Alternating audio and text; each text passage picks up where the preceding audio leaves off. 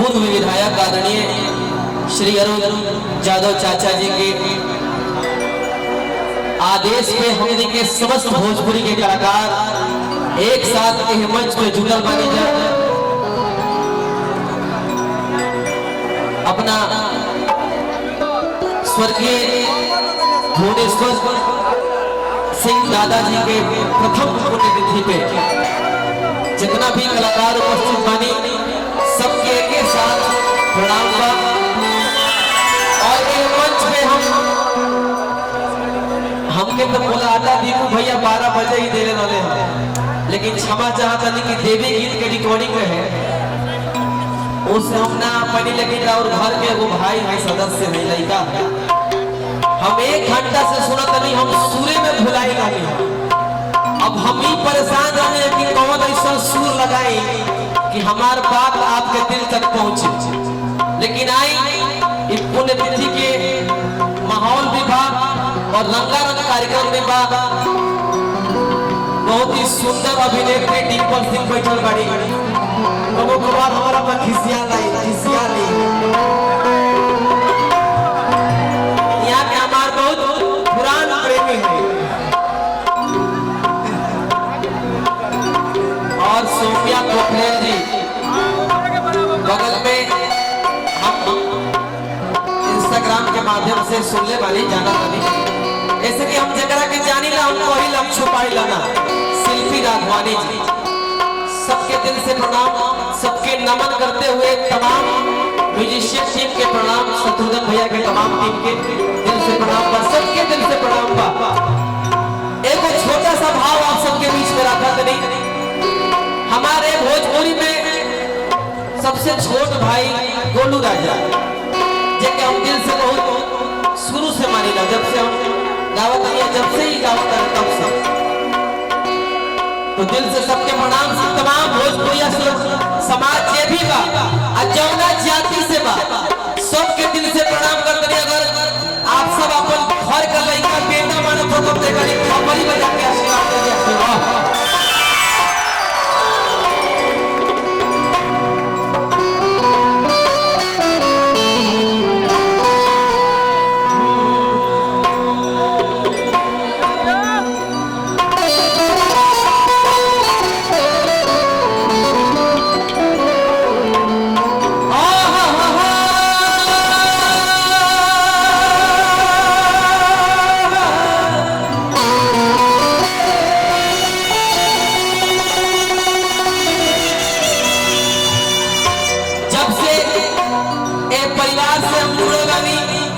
पहला मंच यही दरबार में हमार लागल है, ओकरा बाद दशहरा में लागल, फिर से दरबार में मौका मिलल बा एको हम गाना गाइला कहा गई बा क्षण भंगुर जीवन की कलिका कर प्रात को जाने खिली ना खिली, क्षण भंगुर जीवन की कलिका कल प्रात को जाने खिली ना खिली, मनिया चल सुच शीतल मंद सुगंध समीर मिली ना मिली, कलिकाल उठार लिए गिरता तनगम सिचोट झिली ना झिली, भजने हरि नाम अरे रसना फिर अंत समय में हिली ना।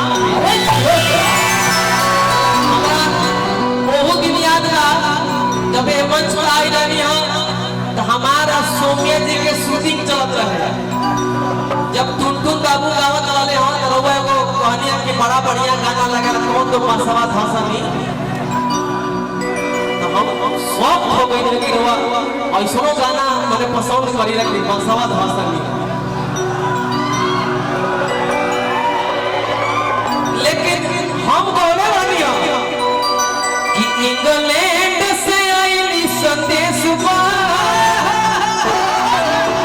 सोमिया जी से हम कहने की में कोनो खराब बात नहीं कि हम सब ये बात कहत नहीं, लड़की कहती है कि जहाँ जहाँ जाई तहाँ हो जाला मार हो, अब गूगल से कम नहीं ढूंढी बा हमार हो, हम नहीं कह सोमिया जी कहता नहीं तो हम ही कहनी कि थाईलैंड अमेरिका पकेश बा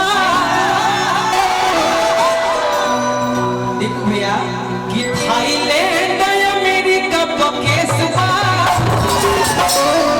ई दरियल बात बा भाई गोलू बाबू आ तोरा ढोड़ी के गुलाम पूरा दिन से अच्छा बात बिना सोच से बताओ ना तो आप शूटिंग किसके लिए बहुत बहुत धन्यवाद और ये गाना हम गाइब सौम्या जी के लेके मैंने खड़ा करके लिया दोसर भाव मत समझिए लो लेकिन एगो छोटा सा निर्गुण गा दी अगर आगे सुन तो एगो हेलो भाई ना अच्छा जात से मैं गा दे ठीक है मतलब सौम्या जी तो नहीं आई ना करिए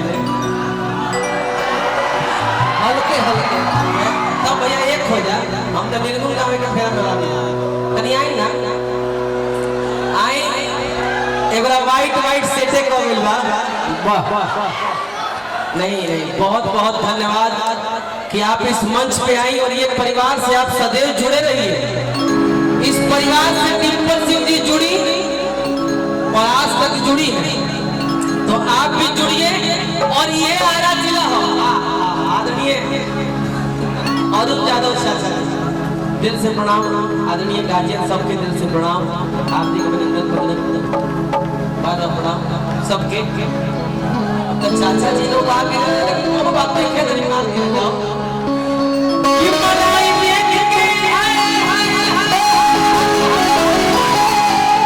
ए भाई मलाई देख के ये करना मन करी चाहते ना अतना सकेत कपड़ा तोहरा में कैसे अपने से पहिले लुकी हरियाणा जिला वाला लइका बगिरा ये बात हमारा दिमाग में नया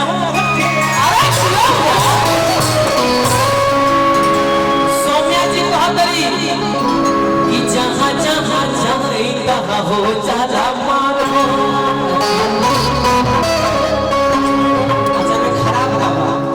कि गूगल से कम नहीं ढूंढी पा हमार एक सेकंड जेकर तू फैन हो कहां बा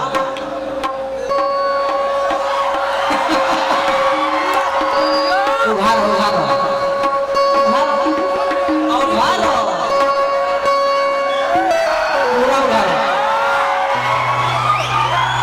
जेकर तू फैन हो एहू से बढ़िया भजन गौले पड़े अब गलती कह दली कि थाईलैंड अमेरिका बकेस बा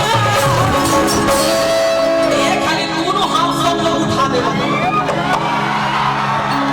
जितना ये दरबार में तो सब लोग दोनों हाथ उठा दे आ थपड़ी बने के चाहिए भैया कोटकिए में रखी सतुवन भैया कि थाईलैंड अमेरिका बकेस बा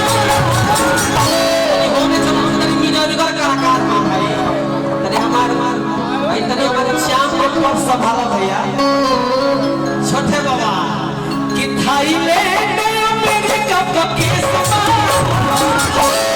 कि कैसे सा ये असली मंच है जे मंच पर टंच बा उस आदरणीय सनी यादव चाचा जी प्रणाम जय हो कि इंग्लैंड से आई स्वदेश बा जैसे हम करेंगे अरे कि तोरा ढोढ़ी के गुलाम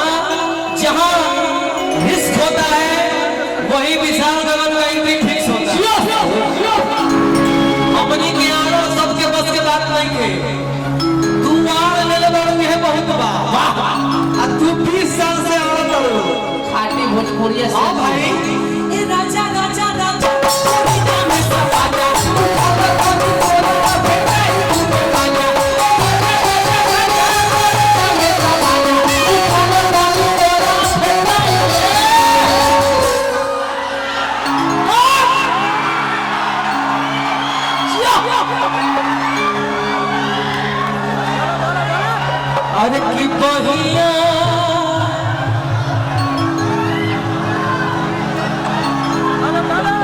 बहुत ज्यादा प्यार में आ गए हो क्या? ये कुछ नहीं, ये कुछ नहीं बोल के सब कुछ बोल जा रहा है।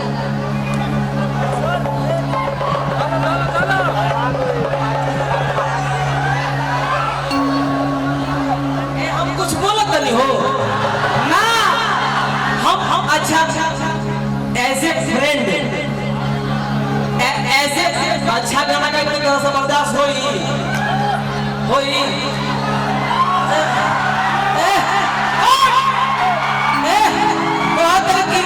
अच्छा गाना गाओ, लेकिन ई तो गीते तो सत भतरी होई।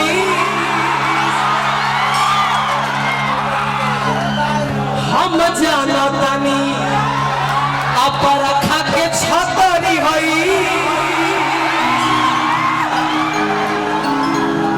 जे जैसा कहेला नु ओकरा के वैसा नहीं कहेला, यानी तू हवा यही से तू कहत रहा, तारा लैंग्वेज में तो कोनो तारा लैंग्वेज में तो कोनो सुधार बाना, या तो तारा पे भूत चढ़ गया तो कोनो ए हम तो गलती करी ना भैया, हमरा लेखा शरीफ लइका कोनो मिली?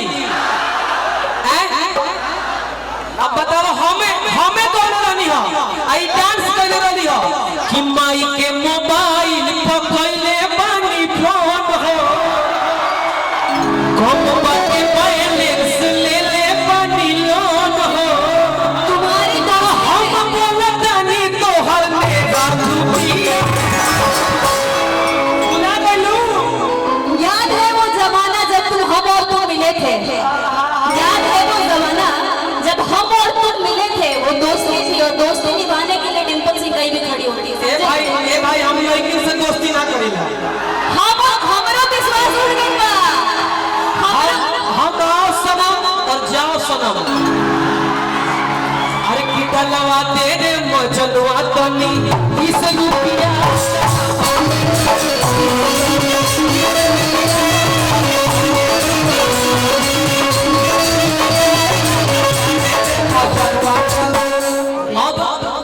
मुंह से ठीक लगी, तू कह उनकर बात कि आई हो दादा कि आई हो दादा।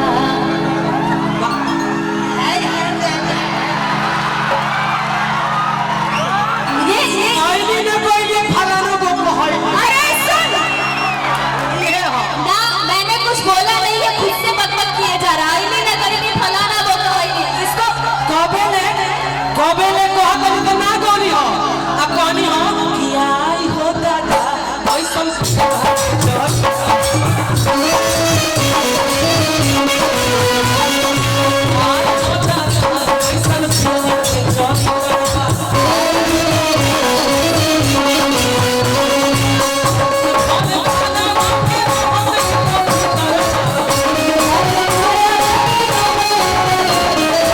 खाली गाला मिलना में हम तोरिए जाई कि सावरी सुरतिया आ मोहनी मूरतिया आ बड़ा नीक लागे उनकर आ मीठी मीठी बतिया। उसकी पे राजा के लोहा जैसन सोच ले रहे हम वैसन सखी रे बरपागे। कबो कबार आई बिसलवो के सैड सॉन्ग सुन लियो करो।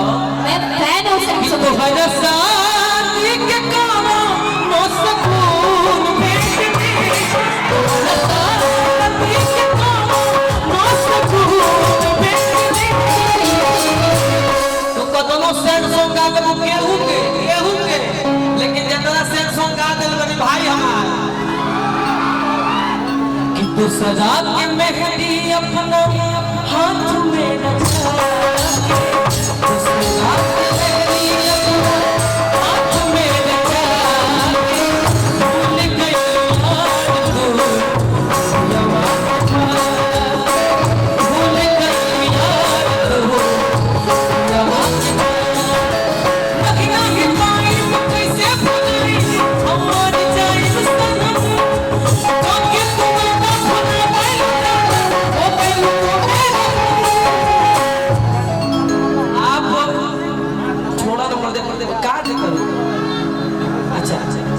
एक हीरोइन है ना? मैं तो क्या करूँ, हीरोइन भगवान ने पैदा कर दिया। आप हीरोइन है कि नहीं? Yes boss. है ना? Yes boss. तो आप समझिए कि इस मंच में फिल्म हो रहा है ना? हाँ। तू बहुत फिल्म करेला हमरा साथे। हमारे गर्लफ्रेंड भी है। हमरा बता है गर्लफ्रेंड भी है। हमारा बॉयफ्रेंड बाटे सब जानता। ये सबको पता है कि मेरा भी है कोई। बाहो जैसे तुम्हारा कोई कि जहाँ खड़ा हो जाए बक्सरा।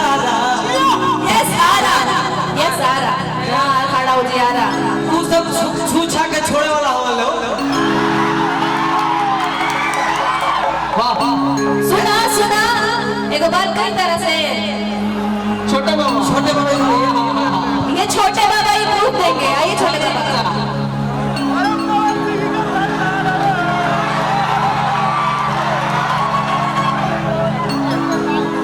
ये मेरे भैया हैं, इनके सामने कुछ तो सदगुण हो। इनका भैया है हंसुल का है मैं लाज लगा था आप भसुर हमारा के बाबू तो हम कुछ कह दे तो मेरे भसुर जी है ना, भसुर जी है कि नहीं? हंसुल इस तरह की छुआत नहीं थी और दूर है ऐसे के तारा का छुए ना दोसर करूंगा ईमान लगे तारा के छुए वाला दोसर के बा, लेकिन ये मंच पर छुए वाला हम बानी। अब सुन इनका तो सुन लो हमारा तरफ से सुन लो। सुनाइए आए हुए मूड में छोटे बाबा। अरे कि एक तो अमीर तो हर कौन अरे कि तू रखले मारू अरे कदवे कोई छुवाला पला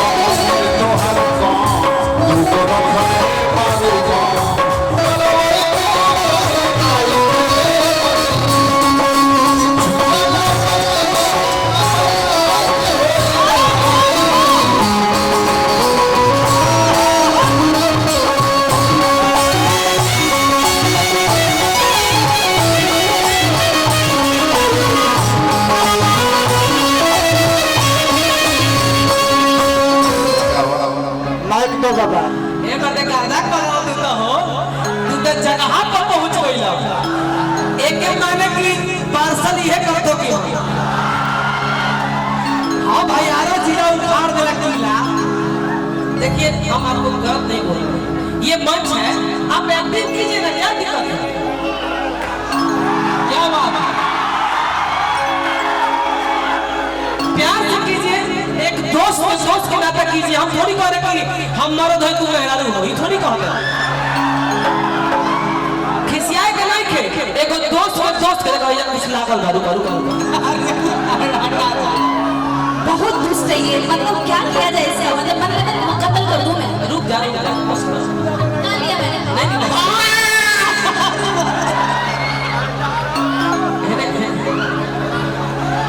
ए भाई हम कहाँ रहे?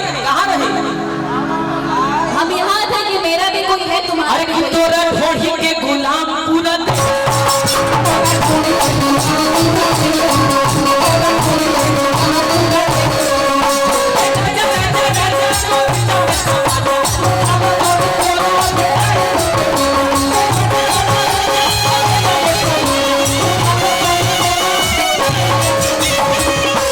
अगला बात बोला। अरे की बहिया में कसी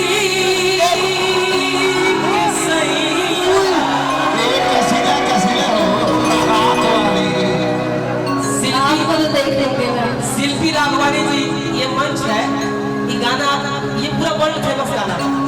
ऐसा कोई बारात ना हो, तिलक ना हो, कोई समारोह ना हो जिसमें ये गाना ना बजा हो, लेकिन पिछवा से वो बोलेगा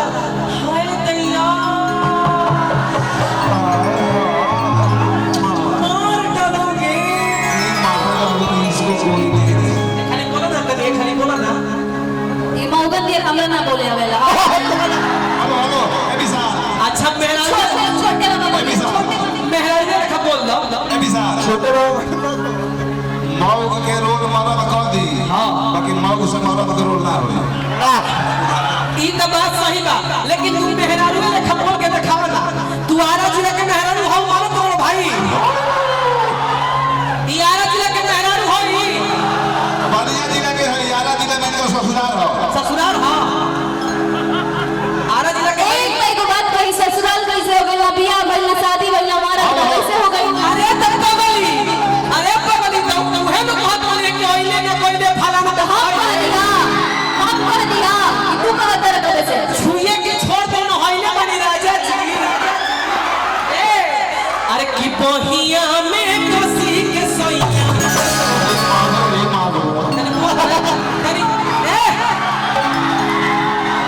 तनी सब लोग बोली अरे की मारे लोन कच्चा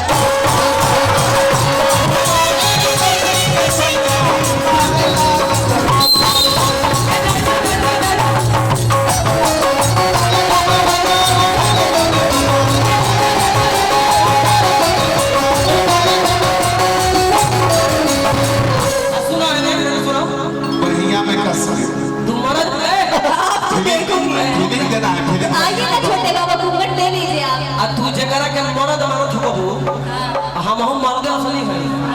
हमहू 50 को टिप्स मारो, 50 को से एको नीचे मारो, आ जकरा से तू प्यार करो थकबू ओकरो से 50 को टिप्स मरवाओ ए बिसा ना। तो वो ना तो हम भड़ुआ का भाई। छोटे बाबा कुछ बोल रहे हैं, एक सेकंड आप बोलिए। 2 घंटा तारा लेखा 2 गिना के शिफ्ट पे लेके रोड मारी ला हम ई जान जा। ए राजा राजा राजा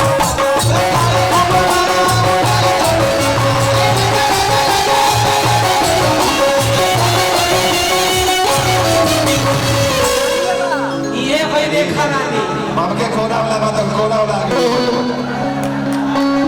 हम तुमको बहुत नहीं लगता क्या मेरे बेटा? बैठने दो, अरुण चाचा के बहुत मानी ला बैठने दो मुझे। वहां की फरमाइश बतावे हमने जाओ, ना तो हम कहीं पे लगा जाओ। तू खड़ा रहो, हम खड़ा बने तो जाओ। तू खड़ा रहो गिरब ना। तुम भी खोलो मैं भी खोलूं दोनों को लड़ने के लिए छोड़ दो मैदान में ना तुम बोलो ना मैं देखा जी देखो भाई देखो ए राजा राजा राजा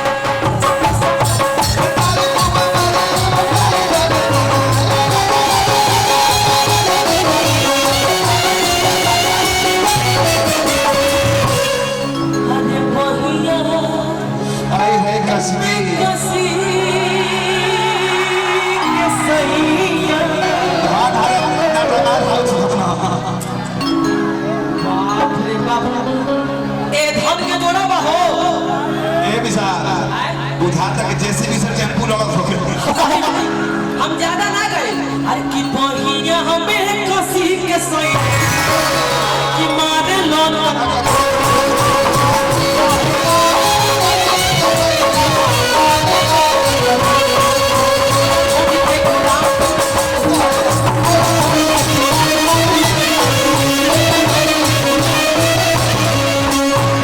लड़की कह दिया यानी डिम्पल सिंह कहत रही ए बिसा थोड़े लड़की भी है लड़की के माई भी एने लड़की भी आने लड़की के भाई भी है सोचा लड़की जानी की बहन को बुलाया है। लड़की को बहन चाहिए कि नहीं? सोचा जानी बाबा फेल हो जाई बरेन हो सोचा जानी बाबू फेल हो जाई बरेन हो एही खातिर लड़ल रहे रूस यूक्रेन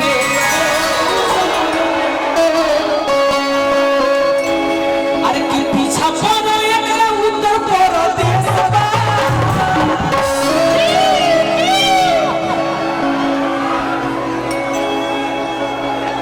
बलिया जिला। आप रहने वाली कहाँ के हैं? रहने वाली कहाँ के हैं? जहाँ की तुम हो वहाँ की मैं भी हूँ। सुनिए मेरा पैदाइश हुआ है बक्सर जिला। बक्सर जिला यानी आरा जिला, बक्सर जिला, रोहतास जिला, इस शाहबाद क्षेत्र है। हमारा गांव बड़ी बलिया जिला, लेकिन जहाँ के रोजी रोटी खैले बनी ओइजा हम खून पाइला